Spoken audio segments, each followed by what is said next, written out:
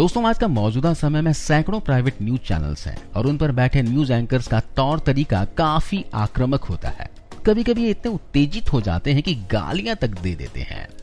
News को news की तरह पेश न करके किसी फिल्मी डायलॉग की तरह पेश किया जाता है।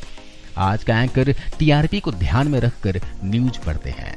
वहीं आज से 30-40 साल पहले एक सिर्फ दूरदर्शन हुआ करता था। उनमें गिने चुने एंकर हुआ करते थे और बिना किसी शोर शराबे के खबरें पढ़ी जाती थी। एक दौर था जब इलेक्ट्रॉनिक मीडिया का मतलब दूरदर्शन था। तब टीवी पर खबरों को देखने का जरिया सिर्फ दूरदर्शन था। डीडी न्यूज पर खबरों को काफी अलग अंदाज में पेश किया जाता था। इसके अलावा उनके एंकर्स का स्टाइल भी काफी सादगी भरा लेकिन जबरदस्त होता था। आपने ये जरूर सोचा होगा कि अपने मनमोहक स्टाइल से लोगों का दिल जीतने वाले एंकर्स आज क्या करते हैं या फिर कैसे दिखते हैं। तो उन्हीं बातों को ध्यान में रखकर आज की इस वीडियो में आपको उन्हीं एंकर्स के बारे में बताने वाले हैं। आजकल वो कहाँ हैं और क्या कर रहे हैं। सलमा सुल्तान एक ऐसी एंकर थी जिन्होंने बालों में गुलाब लगाकर न्यूज पढ़ने का ट्रेंड शुरू किया था। न्यूज पढ़ने के उनके अनोखे स्टाइल ने सभी दर्शकों का दिल जीत लिया था।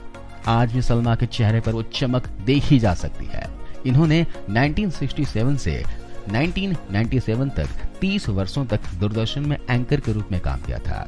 वह अब दक्षिणी दिल्ली में जंगपुरा इलाके में रहती हैं। अपने रिटायरमेंट के बाद सलमा सुल्तान दूरदर्शन के लिए सोशल इश्यूज पर सीरियल्स का डायरेक्शन करने लगे। अपने production house lens view private limited के तहत इन्होंने धारावाहिक पंचतंत्र, सुनो कहानी, स्वर मेरे तुम्हारे और जलते सवाल ने सबका ध्यान आकर्षित किया। 1989 में महाभारत के तुरंत बाद पंचतंत्र का प्रसारण हुआ करता था और इस सीरियल ने बहुत ही अच्छा प्रदर्शन किया था। जलते सवाल महिलाओं के मुद्दों पर आधारित एक सीरियल था जिसे 2004 में डीडी न्यूज पर रविवार को सुबह 11 बजे टेलीकास्ट किया जाता था। नीति रविंद्रन दूरदर्शन के गोल्डन डे की गवाह है। वो स्क्रीन पर एक प्रेजेंटेबल एंकर्स में शुमार थी। स्पेशल प्रोग्राम के अलावा वो शॉर्ट फिल्म और डॉक्यूमेंट्रीज के लिए भी काम किया करते थे। नीति ने 1976 से 2001 तक दूरदर्शन पर बतौर न्यूज रीडर काम किया। दूरदर्शन पर नीति न्यूज की वजह से इतनी प्रसिद्ध हो गई थी कि एक बार तो राजस्थान में सड़क पर निकली तो वहां ढाबे पर बैठे एक बच्चे ने उन्हें पहचान लिया और न्यूज कहता हुआ उनकी ओर भागा था। रामू कैमरे के सामने आने से पहले कभी स्क्रिप्ट नहीं पढ़ते थे। मीडिया का जॉब छोड़ने के बाद वो प्रधानमंत्री पीवी नरसिंह राव के पर्सनल सेक्रेटरी बन गए। इन्होंने मॉस्को और यूएन में भारतीय राजनयिक के तौर पर भी काम किया था। तेजेश्वर 80 और 90 के दशक के इंग्लिश न्यूज रीडर थे। इनके चेहरे की दाढ़ी ही इनकी पहचान बन गई थी। इन्होंने बॉलीवुड में भी डेब्यू किया था। नसरुद्दीन शाह की जलवा जो कि 1987 में बनी थी, उस फिल्म में इन्होंने काम किया था। 2007 में दिल का दौरा पड़ने की वजह से इनका निधन हो गया। वेद प्रकाश भी दूरदर्शन के जाने माने एंकर थे। इनकी मृत्यु हो चुकी है। वे स्टूडेंट टुडे के चीफ थे और आर्टिकल लिखने का भी काफी शौक रखते थे। गीतांजलि दूरदर्शन के ज्ञानी और खूबसूरत एंकर्स में से एक थी। इसी वजह से दर्शकों के बीच इनकी अलग पहचान थी। वो दूरदर्शन की पहली इंग्लिश न्यूज प्रेजेंटर थी। अपने 30 साल लंबे करियर में उन्हें 4 बार बेस्ट एंकर पर्सन का अवार्ड भी मिला।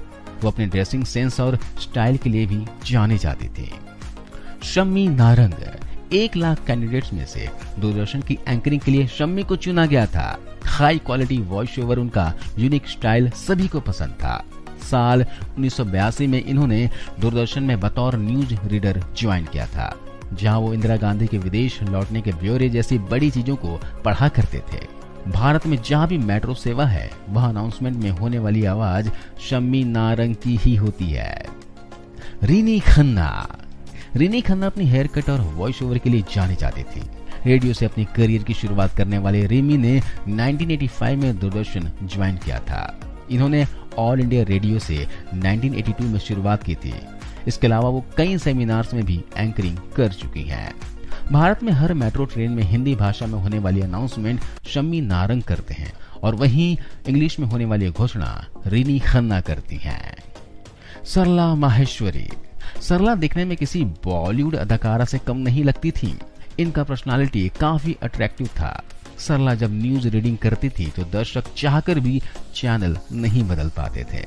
अपनी सादगी और संजीदगी की वजह से एक खास पहचान बनाने वाली एंकर सरला माहेश्वरी अपनी ड्रेसिंग सेंस की वजह से भी काफी प्रसिद्ध हुई।